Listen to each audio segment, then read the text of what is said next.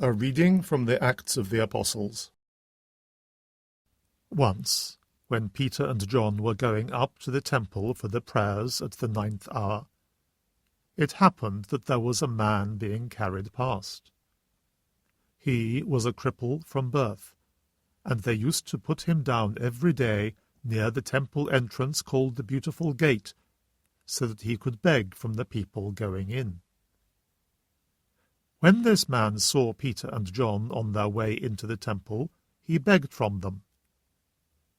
Both Peter and John looked straight at him and said, "Look at us." He turned to them expectantly, hoping to get something from them.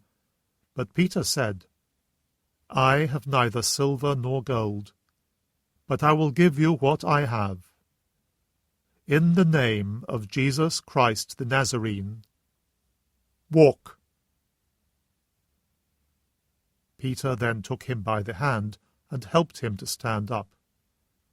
Instantly his feet and ankles became firm. He jumped up, stood, and began to walk. And he went with them into the temple, walking and jumping and praising God.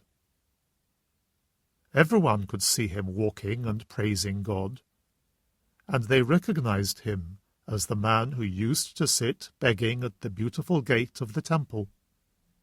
They were all astonished and unable to explain what had happened to him. The Word of the Lord. A reading from the Holy Gospel according to Luke. 2 of the disciples of Jesus were on their way to a village called Emmaus, 7 miles from Jerusalem, and they were talking together about all that had happened. Now as they talked this over, Jesus himself came up and walked by their side, but something prevented them from recognizing him. He said to them, "What matters are you discussing as you walk along?" They stopped short, their faces downcast. Then one of them, called Cleopas, answered him, "You must be the only person staying in Jerusalem who does not know the things that have been happening there these last few days." "What things?" he asked.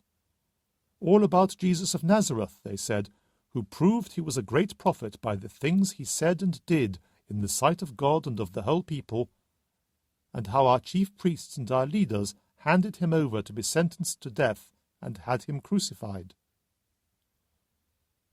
Our own hope had been that he would be the one to set Israel free. And this is not all. 2 whole days have gone by since it all happened, and some women from our group have astounded us. They went to the tomb in the early morning, and when they did not find the body, they came back to tell us they had seen a vision of angels who declared he was alive. Some of our friends went to the tomb and found everything exactly as the women had reported, but of him they saw nothing." Then he said to them, "You foolish men, so slow to believe the full message of the prophets. Was it not ordained that the Christ should suffer and so enter into his glory?" Then, starting with Moses and going through all the prophets, he explained to them the passages throughout the Scriptures that were about himself. When they drew near to the village to which they were going, he made as if to go on, but they pressed him to stay with them. "It is nearly evening," they said, "and the day is almost over." So he went in to stay with them. Now, while he was with them at table, he took the bread and said the blessing. Then he broke it and handed it to them. And their eyes were opened, and they recognized him, but he had vanished from their sight. Then they said to each other, "Did not our hearts burn within us as he talked to us on the road and explained the Scriptures to us?" They set out that instant and returned to Jerusalem. There they found the 11 assembled together with their companions, who said to them, "Yes, it is true, the Lord has risen and has appeared to Simon." Then they told their story of what had happened on the road, and how they had recognized him at the breaking of bread.